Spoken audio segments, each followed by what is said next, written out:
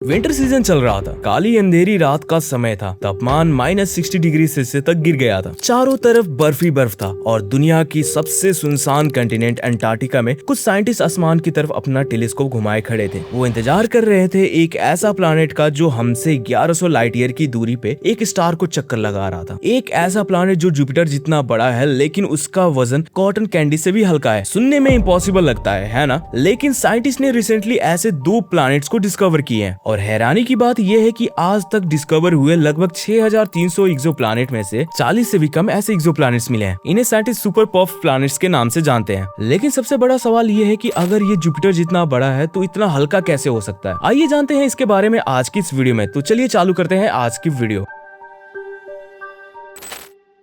TOI 791b और TOI 791c ये 2 planets हैं जिन्हें साइंटिस्ट ने रिसेंटली डिस्कवर किया है। पहला प्लैनेट साइज में ऑलमोस्ट जुपिटर जितना है लेकिन उसका मास जुपिटर के मास से सिर्फ 3% है और दूसरा प्लैनेट तो जुपिटर से भी बड़ा है लेकिन फिर भी उसका मास जुपिटर का मास का सिर्फ 5.9% है। देखिए, आप जो कॉटन कैंडी मेले में खाते हैं उसका डेंसिटी 0.05 ग्राम पर सेंटीमीटर क्यूब होता है और इन 2 प्लैनेट्स का डेंसिटी ये है जो कॉटन कैंडी से भी कम है और इसीलिए ये 2 प्लैनेट्स टेक्निकली उस मीठे कॉटन कैंडी से भी हल्के और फ्लफी है। लेकिन ऐसे अजीब प्लैनेट्स को इतने बड़े यूनिवर्स में ढूंढा कैसे गया? इसके पीछे की कहानी और भी इंटरेस्टिंग है। इन 2 प्लैनेट्स को एक साइंटिस्ट ने नहीं खोजा बल्कि एक बहुत बड़ी मल्टी ईयर कोलैबोरेटिव एफर्ट के जरिए खोजा गया। इसमें दुनिया भर के वॉलंटियर्स ने कंट्रीब्यूशन दिया। नासा का टेस्ट सैटेलाइट पिछले कई सालों से हजारों स्टार्स को कंटिन्यूअसली ऑब्जर्व कर रहा था। उसका काम सिंपल था, हर वक्त आकाश में स्टार्स को ऑब्जर्व करना कि कहीं स्टार्स की ब्राइटनेस अचानक कम होती है या नहीं। जब कोई प्लैनेट अपने स्टार के सामने से गुजरता है तो स्टार की लाइट कुछ देर के लिए थोड़ी डिम हो जाती है। इस मेथड को आमतौर पे ट्रांजिट मेथड के नाम से जाना जाता है। ऐसे बहुत सारे मेथड है जिनकी मदद से प्लैनेट्स को ढूंढा जाता है। अधिक जानने के लिए इन वीडियोस को देखिए, लिंक फर्स्ट कमेंट और डिस्क्रिप्शन में है। इसी सिग्नल ने पहली बार दोनों प्लैनेट्स की तरफ साइंटिस्ट का अटेंशन अट्रैक्ट किया। लेकिन इस डिस्कवरी को कंफर्म करना इतना आसान नहीं था। इन प्लैनेट्स का ट्रांजिट लगभग 11 घंटे तक चलता है और दुनिया के ज्यादातर टेलीस्कोप के लिए इतना देर कंटिन्यूअसली ऑब्जर्व करना ऑलमोस्ट इम्पॉसिबल है। इसीलिए इस डिस्कवरी को कंफर्म करने के लिए साइंटिस्ट को दुनिया के सबसे खतरनाक और ठंडे हिस्से में जाना पड़ा, अंटार्कटिका।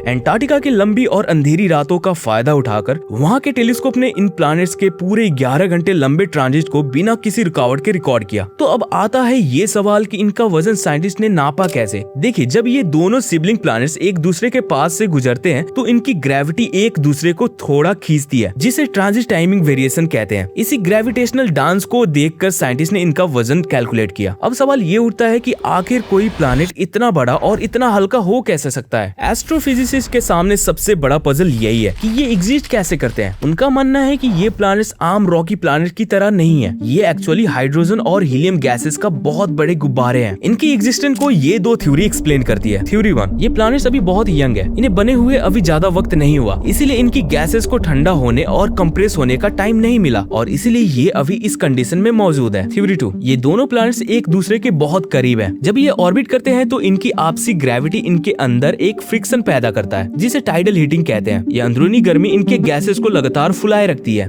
इनका ऑर्बिट भी आम प्लैनेट्स जैसा नहीं है। इन्हें अपने स्टार के चक्कर लगाने में 139 डेज और 232 डेज लगते हैं और ये दोनों एक रेयर 5:3 मीन मोशन रेजोनेंस में बंधे हैं। यानी जब तक बाहर वाला प्लैनेट 3 चक्कर लगाता है तब तक अंदर वाला प्लैनेट एग्जैक्ट 5 चक्कर पूरा कर लेता है। क्या हम कभी जान पाएंगे कि इनके अंदर चल के आ रहा है? वेल, इसकी तैयारी शुरू हो चुकी है। इस मिस्ट्री को पूरी तरह सॉल्व करने का जिम्मा उठाया है नासा के सबसे powerful James Webb space telescope ने। जेम्स वेब स्पेस टेलीस्कोप इनके एटमॉस्फेयर को स्कैन करेगा ताकि हमें कंफर्म पता चल सके कि वहाँ कौन सी गैसेस हैं। क्या वहाँ कार्बन, नाइट्रोजन या ऑक्सीजन है? ऐसे प्लैनेट्स का मिलना सिर्फ एक डिस्कवरी नहीं है बल्कि ये इस बात का प्रूफ है कि यूनिवर्स हमारी सोच से कई ज्यादा अजीब है। ये पजल्स हमें मजबूर करते हैं ये सोचने पर कि आखिर प्लैनेट्स बनते कैसे हैं और हमारा सोलर सिस्टम कैसे इवॉल्व हुआ। अगर आप ऐसे और शॉकिंग प्लैनेट्स के बारे में जानना चाहते हैं तो इन वीडियोस को देख सकते हैं। वीडियो अच्छा लगा तो लाइक, कमेंट, शेयर और सब्सक्राइब कीजिए। मिलता हूँ आपसे जल्द ही एक नए वीडियो के साथ।